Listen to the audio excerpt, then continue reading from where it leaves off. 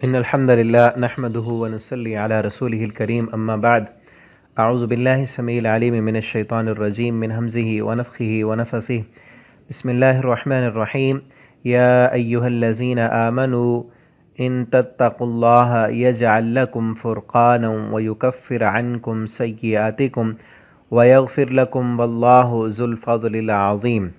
ترجمہ قرآن کے سبق میں آج انشاءاللہ سورۃ الانفال آیت نمبر 29 سے پڑھیں گے۔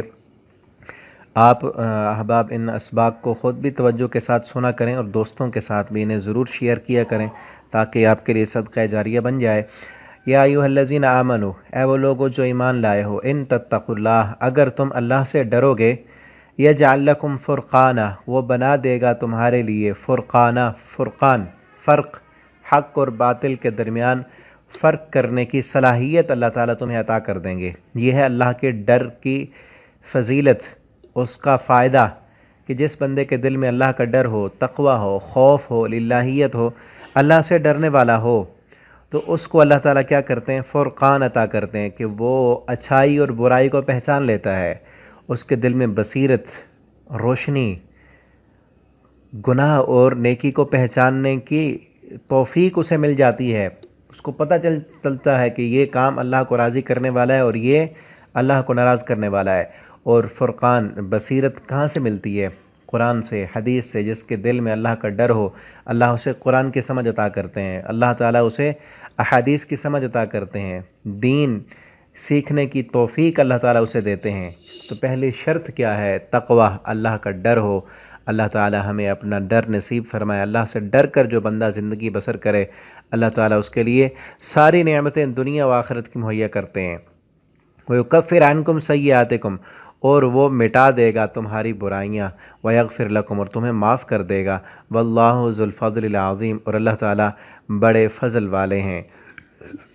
وَإِذْ يَمْكُرُ بِكَ الَّذِينَ كَفَرُوا، اور جب وہ یمکر خفیہ تدبیریں کر رہے تھے بے کا آپ کے خلاف، الذین، وہ لوگ، کفروا، جنہوں نے کفر کیا۔ یہ تدبیریں تھیں اس وقت کی جب نبی کریم صلی اللہ علیہ وسلم ابھی مکہ میں تھے اور وہاں سے آپ کے صحابہ پر ظلم و ستم ہوتا تھا اور آپ نے ابھی ہجرت نہیں کی تھی۔ اس وقت ایک دن، ایک رات کو کافر رؤسائے قریش، کافروں کے بڑے بڑے سردار، مشرک، وہ اکٹھے ہوئے دار الندوہ میں۔ وہاں پر جا کر انہوں نے پلان کیا، خفیہ تدبیر کی۔ کیا تدبیر تھی؟ اسی آیت میں اللہ نے وہ بتائی ہے۔ اور آپ کو میں نے یہ کہا تھا کہ آپ الرحیق المختوم پڑھیں، اس میں سارے یہ واقعات ہیں کہ کس طرح مسلمانوں نے 13 سال مکہ کے اندر ظلم، بربریت برداشت کی، کس قدر مسلمانوں پر ستم ہوتے تھے، اور انہی دنوں کے میں کافروں نے ظلم پر ظلم کے نبی کریم صلی اللہ علیہ وسلم کو قتل کرنے کا منصوبہ بنایا۔ کیا؟ لیثبتوا، کیا تدبیر کی خفیہ؟ لیثبتوا کا، تاکہ وہ آپ کو قید کر دیں، او یقتلوک، یا قتل کر دیں، آپ کو کہیں قید کر دیں، بند کر دیں، یا قتل کر دیں، او یخرجوک، یا آپ کو وہ نکال دیں۔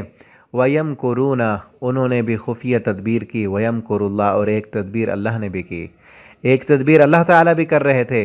واللہ خیر الماکرین، اور اللہ تعالیٰ سب سے بہترین تدبیر کرنے والا ہے۔ اللہ تعالیٰ نے کیا تدبیر کی کہ رات کو جب وہ پلان بنا کے آئے نبی کریم صلی اللہ علیہ وسلم، آپ وہ پڑھیں گے نا الرحیق المختوم، اس میں پورا تفصیل کے ساتھ واقعات ہیں۔ وہاں پر آپ صلی اللہ علیہ وسلم کے گھر کا احاطہ کر لیا کہ جیسے ہی صبح کو نکلیں گے معاذ اللہ ہم آپ کو قتل کر دیں گے۔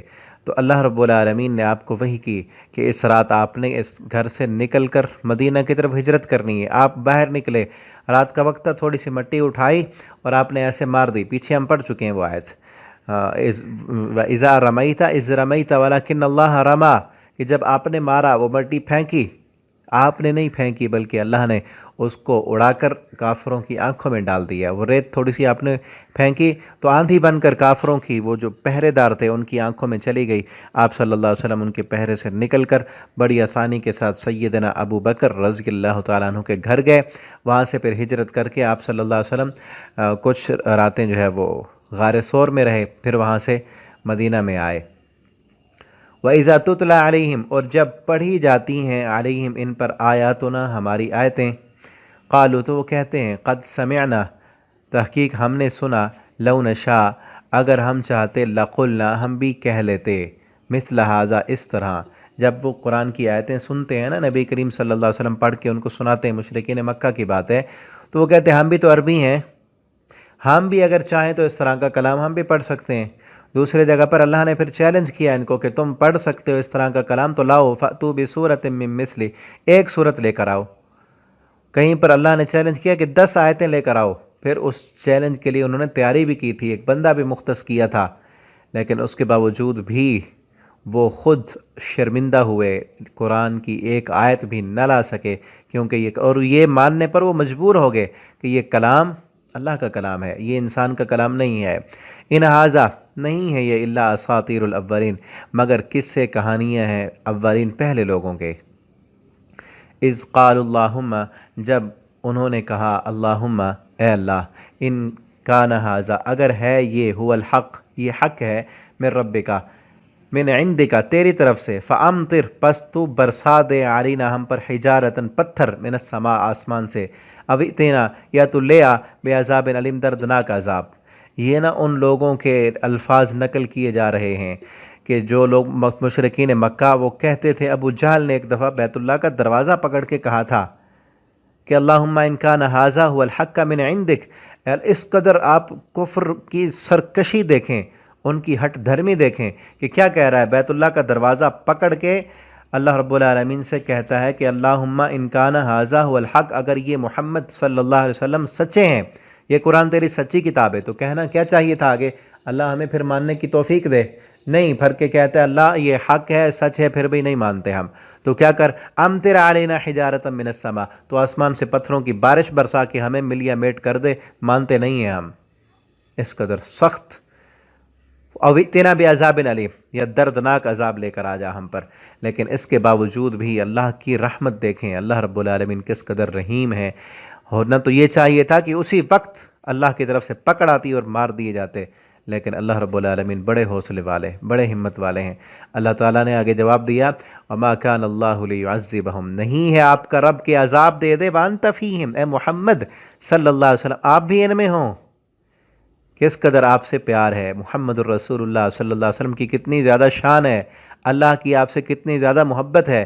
اللہ فرماتے ہیں یہ کافر تو خود کہہ رہے ہیں کہ اللہ عذاب دے دے، میرا عذاب کیوں نہیں آتا، کیونکہ اے محمد صلی اللہ علیہ وسلم اسی بستی میں آپ بھی رہ رہے ہیں، اسی بستی میں آپ کے ماننے والے بھی رہتے ہیں۔ یہ کافر جتنے بڑے کفر کرتے رہیں، لیکن رحمت ہماری جو ہے، آپ کے ساتھ جو وفائیں ہیں، جو محبت ہے، اس کی وجہ سے ہمارا عذاب نہیں آتا، کیونکہ آپ بھی اسی شہر مکہ میں رہ رہے ہیں، آپ نہ ہوتے تو کب کا ہم نے ان کو مٹا دیا ہوتا۔ وما کان اللہ، اور آگے بھی دیکھیں، وما کان اللہ معذبہم، اور نہیں ہے آپ کا رب کے عذاب دے ان کو، وہم یستغفرون، جب تک یہ بخشش طلب کرتے رہیں۔